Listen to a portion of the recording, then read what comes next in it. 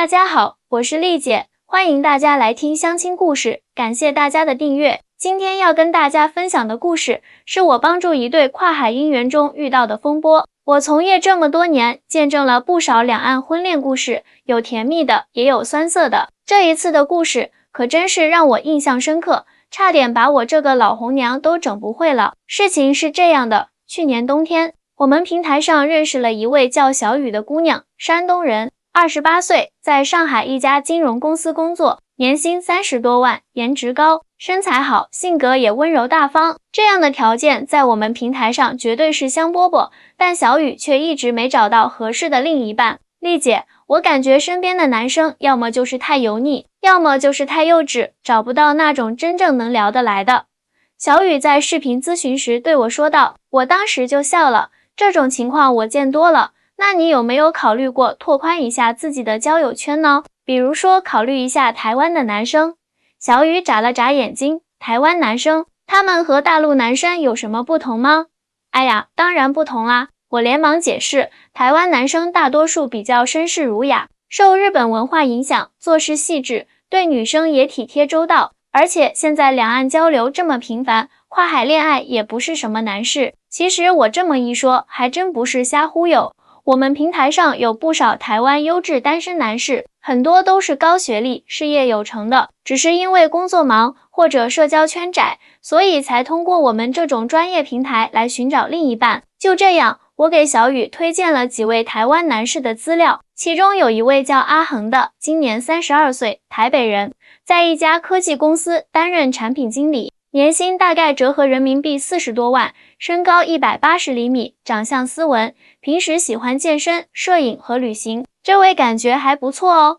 小雨看了阿恒的资料和照片后，眼睛一亮，我赶紧帮他们互相引荐，并建了一个微信群。起初两人聊得还挺客气的，但很快就熟络起来了。阿恒温文尔雅的性格和幽默的谈吐确实吸引了小雨，而小雨的知性和独立也让阿恒很欣赏。2个月后，他们几乎每天视频聊天，感情进展神速。阿恒甚至在台北市买了一套小公寓，说是为将来小雨过去住做准备。对于这段恋情，我内心还是挺看好的，毕竟两人各方面都很般配。丽姐，我打算下个月去台北见阿恒，顺便见见他的家人。一天，小雨兴奋地告诉我，哇，这么快就要见家长了，看来进展不错嘛，我也为他高兴。小雨害羞地笑了笑，阿恒说他妈妈一直催他结婚，知道他谈了对象后，特意嘱咐一定要带回家见面。我心里暗喜，这发展比我想象的还要顺利。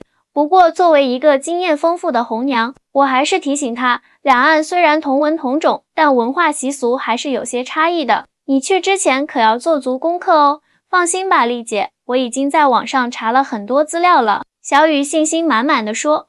就这样，小雨请了1周假，飞往台北。临行前，他还特意买了一些山东的特产和一些精致的礼品，打算送给阿恒的父母。谁知道这次见面却出了意外。小雨回来后，立刻给我打了电话，声音听起来有些低落。丽姐，我感觉阿恒的父母好像不太喜欢我。啊？怎么会呢？发生什么事了？我有些惊讶。按理说，小雨这么优秀，应该不会让人挑剔才对。小雨叹了口气，开始讲述那天的经历。阿恒开车带我去他家吃饭，他父母住在台北郊区的一栋别墅里，环境特别好。一开始气氛还挺融洽的，阿恒的妈妈准备了一桌丰盛的晚餐，问了我一些基本情况，比如家乡、工作之类的。然后呢？我追问道。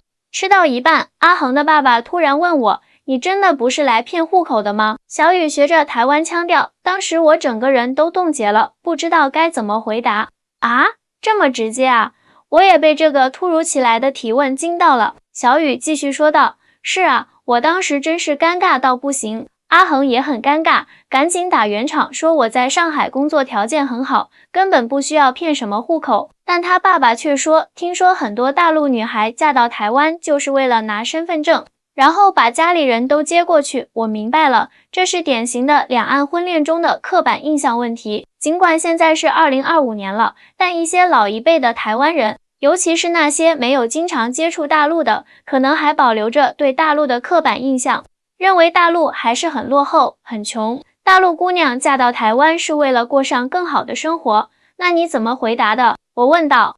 我当时真的很委屈，但还是尽量保持冷静，告诉阿恒爸爸，我在上海的工作和生活条件都很好，并不是为了什么户口才和阿恒交往的，而是真心喜欢他这个人。小雨说，我还拿出手机给他们看我在上海的公寓照片和公司照片，想证明自己并不是他们想象的那种人。阿恒爸爸听了有什么反应？他好像有点惊讶，但还是不太相信的样子，一直说是哦是哦那种敷衍的态度。后来阿恒妈妈看气氛尴尬，赶紧转移话题，问我会不会包饺子，会不会织毛衣之类的。听到这里，我不禁摇头苦笑，这种情况我见过不少。两岸婚恋中，除了骗户口的刻板印象外，还有对大陆女孩是否传统、是否会家务的考验。然后呢？晚餐后来怎么样了？勉强吃完了饭，阿恒送我回酒店的路上一直道歉，说他爸爸那一代人观念比较传统，让我别往心里去。但我能感觉到他也很为难。小雨的声音中带着一丝无奈。那你们之后还有见面吗？你在台北待了几天？我在台北待了5天，阿恒每天都陪我逛街、看景点，我们关系还是很好，但再没有去他家了。他说等他父母观念转变再说阿恒的态度怎么样，他有没有因为父母的反对而动摇。我问出了最关键的问题，表面上他说没关系，他自己的婚姻自己做主，但我能感觉到他有顾虑，毕竟在台湾，家人的意见还是很重要的。小雨叹了口气，丽姐，你说这段姻缘还有希望吗？这个问题可真不好回答。两岸婚恋本来就面临着很多挑战，除了地理距离外，文化差异、家庭观念的不同，甚至是政治因素都可能成为障碍。但作为红娘，我的责任是帮助有缘人排除障碍，而不是轻易放弃。小雨啊，你先别灰心，这种情况其实很常见，不只是你一个人遇到。我安慰他道，我接触过不少两岸婚恋的案例，开始时家长都有各种顾虑，但随着了解的深入，很多最终都接受了。真的吗？小雨似乎有了一点希望。当然是真的，我肯定地说，比如去年我帮助的一对北京姑娘和高雄小伙，一开始男方家长也是各种不满意，担心文化差异啊、生活习惯啊什么的，但后来姑娘主动学台语，了解台湾文化，还特意去学了几道台湾特色菜，最后不仅赢得了男方父母的认可，现在婆媳关系好的跟亲母女一样。那我该怎么做呢？小雨问道。首先，你要理解台湾长辈的心态，我耐心解释。很多台湾老一辈对大陆的印象还停留在很多年前，他们可能不了解现在大陆的发展变化，尤其是像上海这样的大城市，所以他们会有一些刻板印象，认为大陆姑娘嫁到台湾是为了经济条件更好。但现在大陆经济发展的这么好，上海的生活水平一点都不比台北差啊。小雨有些不服气。是啊，这就是认知差异。我点点头，所以你需要做的不是反驳或争辩，而是通过实际行动让他们了解真实的你以及真实的大陆。具体怎么做呢？比如，你可以邀请阿恒来上海看看，让他亲眼见证你的生活和工作环境，或者有机会再去台北时，多带一些能展现大陆现代生活的小礼物，用细节慢慢改变他们的刻板印象。那阿恒父母那边呢？他们会接受我吗？这需要时间和耐心。我实话实说，台湾社会很重视家庭和谐，子女一般不会公然违背父母意愿，但同样的，台湾父母也很尊重子女的幸福。如果他们看到阿恒是真心喜欢你，而你也是真心对待阿恒的，相信他们最终会接受的。希望如此吧。小雨的声音中依然带着一丝担忧。还有一点，我补充道，两岸婚恋中，双方都需要学会包容和理解对方的文化差异，比如台湾人说话可能比较客气含蓄，大陆人则更直接一些。台湾人很在意面子问题，大陆人则可能更实际，这些都需要双方用心去适应。小雨若有所思的点点头，我明白了，丽姐，谢谢你的建议，我会试试看的。挂了电话后，我心里其实还是有些担心，两岸婚恋确实不容易，尤其是在有家庭阻力的情况下，但我也相信真爱是能够跨越重重障碍的。果然，接下来的日子里，小雨和阿恒并没有因为这次不愉快的见面而疏远，反而更加珍惜彼此的感情。阿恒经常利用周末时间飞来上海陪小雨，亲眼见证了他在上海的生活环境确实非常好。哇塞，上海真的好繁华啊，感觉比台北还热闹。第一次来上海的阿恒站在外滩，望着对岸林立的摩天大楼，发出了由衷的感叹。小雨笑着挽住他的手臂，怎么样？现在相信我不是来骗户口的了吧？阿恒有些不好意思地挠挠头，对不起啦，我爸那一代人观念比较老旧，他们对大陆的印象还停留在很多年前。没关系，我能理解。小雨大度地说，其实两岸之间还是有很多误解的，需要更多交流才能消除这些偏见。在接下来的几个月里，阿恒和小雨的感情越来越稳定。阿恒几乎每个月都会飞来上海陪小雨，而小雨也会在有空的时候去台北看他。两人甚至开始讨论婚后的生活安排。如果我们结婚了，你想住在哪里？上海还是台北？有一次，阿恒试探性地问道。小雨想了想，其实我觉得两边都可以，但考虑到你父母在台北需要照顾，而且你的工作也在那里，我可以考虑过去。不过，我希望能保留我在上海的工作，可能需要经常往返两地，这样会不会太辛苦？阿恒有些担忧，现在两岸交通这么便利，又不是古代靠书信往来。小雨开玩笑地说，而且现在很多公司都支持远程办公，我们可以想办法协调的。这种包容和理解让阿恒很感动，但他父母那边的态度依然是个问题。尽管阿恒已经多次向父母解释小雨的情况，但老人家似乎还是有顾虑。3个月后，小雨再次飞往台北，决定再次拜访阿恒的父母，希望能够改变他们的印象。这一次，他特意准备了更多礼物，包括一些来自上海的特色工艺品和零食，还有一本记录上海近年来发展变化的画册。伯父伯母好，很高兴再次见到你们。小雨礼貌地问候道，尽量用台湾的敬语方式。阿恒的父母看起来比上次友善了一些，但眼神中还是带着审视。你这次来台北玩几天啊？阿恒的妈妈问道。计划待1周左右，小雨回答。我想多了解一下台湾的风土人情，也想和你们多聊聊。晚餐的气氛比上次融洽了许多。阿恒的爸爸妈妈问了很多关于小雨工作和家庭的问题，小雨都一一耐心回答。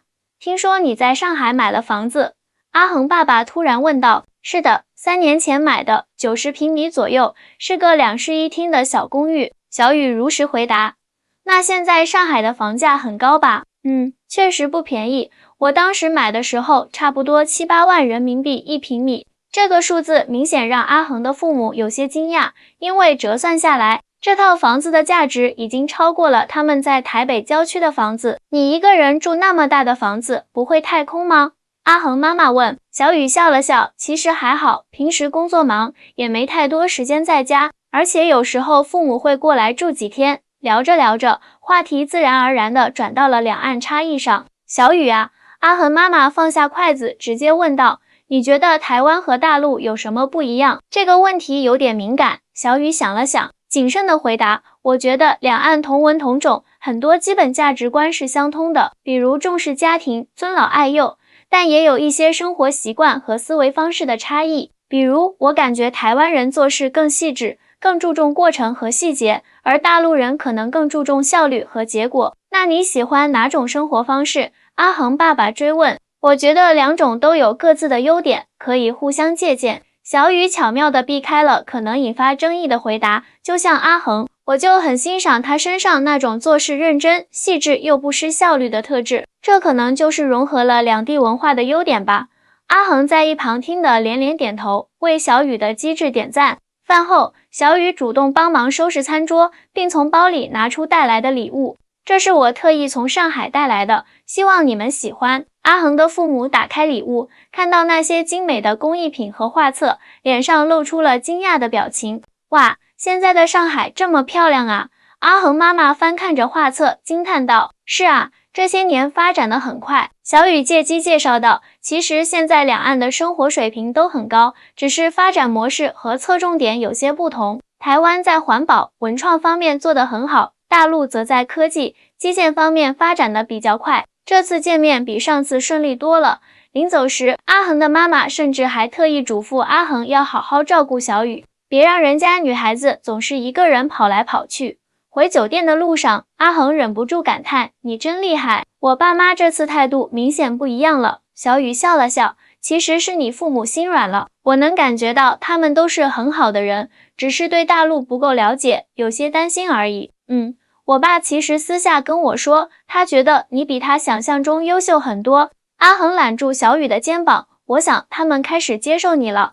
这次台北之行让小雨信心大增，回到上海后，他立刻给我打电话分享好消息。丽姐，我觉得阿恒父母的态度软化了。小雨兴奋地说，这次见面比上次顺利多了，他们甚至开始询问我们的婚后计划了。真的吗？太好了，我由衷的为他高兴。我就说嘛，只要以诚相待，慢慢了解，没有什么误会是解不开的。不过还有一个问题，小雨的声音突然低了下来。什么问题？